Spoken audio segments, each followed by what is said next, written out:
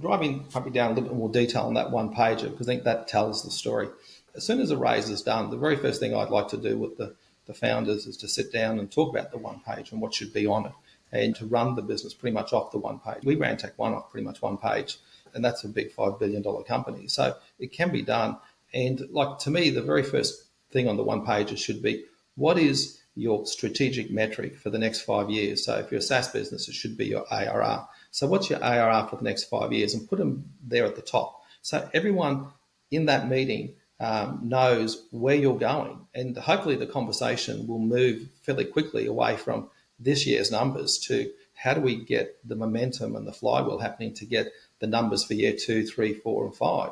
So if you're doing $5 million ARR and you're trying to grow at 70% a year, that $5 million is going to become something like $40 or $50 million worth of ARR. You better be thinking about how you do that. And so you don't want to lose sight of that. So that would be the first thing on the one pager, is the ARR for the next 5 years. Then the next thing on the report should be, what is the budget by quarter for quarter 1, 2, 3, and 4, and what are you forecasting for each of those quarters? So you're starting to drive down to the quarter level. And then the next thing after that would be the ARR by month. And then after that would be your other key metrics by month. So maybe, what is your debtors running at? What is your churn running at? What is your LTV to calc running at? Whatever. So on one page, you can quickly tell how the company's performing. And everyone has not lost sight. We are growing the ARR at 70% a year. This year, this is the ARR we've agreed to in the budget. This is what we're forecasting, and this is what we're forecasting for, say, Q2. And this is what Q1 came in. And then these are what the other metrics are looking like. So you don't need to go and dig it through the page. And that should be the opening conversation. Then the next thing should be, what are the half a dozen strategic projects you're working on?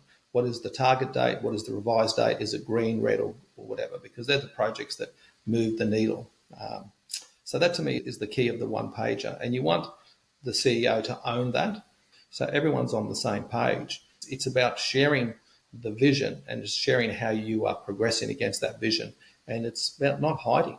And if you're missing your numbers, then the sooner you raise your hand and say, we've got a problem, and the sooner you start to address it, the better chance you have of fixing it. What I like about it is that initial conversation at the beginning of the board meeting helps guide what the rest of the board meeting is going to be. Because if you're ahead of numbers or you're making numbers, then the conversation during the board meeting is going to go in one direction.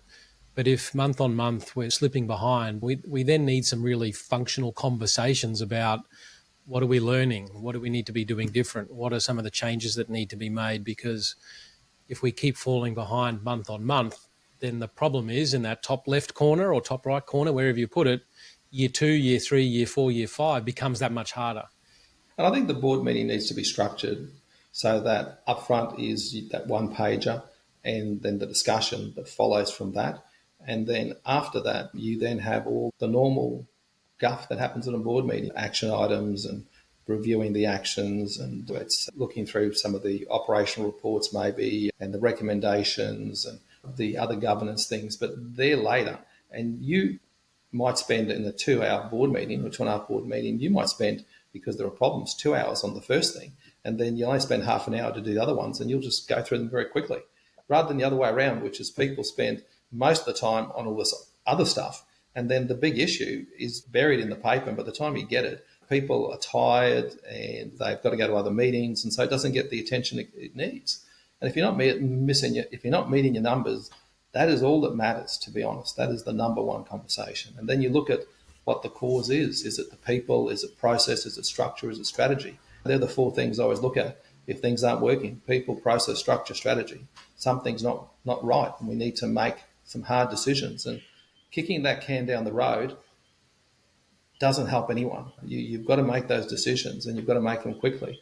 And I'm a big believer that making a decision, even if it's the wrong decision, is better than making no decision. Like, you don't want to be kicking those things down the path. If you make a decision, it's the wrong decision, you'll quickly see it's the wrong decision, and you can pivot and you can then make another decision. But kicking that can down the road, and I've seen that with some of the startups, they have a fundamental problem. And look, let's face it, the biggest problem a startup has is sales and meeting their numbers and growing their business.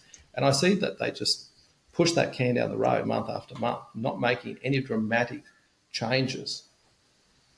And the board's job is to force that serious, hard conversation and not let the meeting finish unless there are some significant actions coming out of it.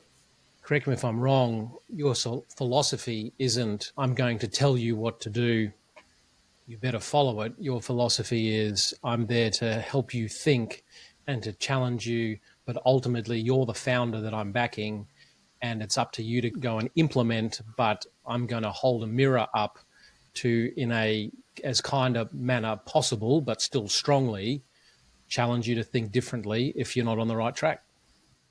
Definitely. In the end, every business is different, and the founder has to find the solution that works for them. And our job is to help them to identify that there is a problem and to bring the urgency to have that problem addressed, but then give them some advice. But it's up to them to find what is appropriate for their business, because they are all different. They're subtly different. So it's got to be what's appropriate for that business. That is critical.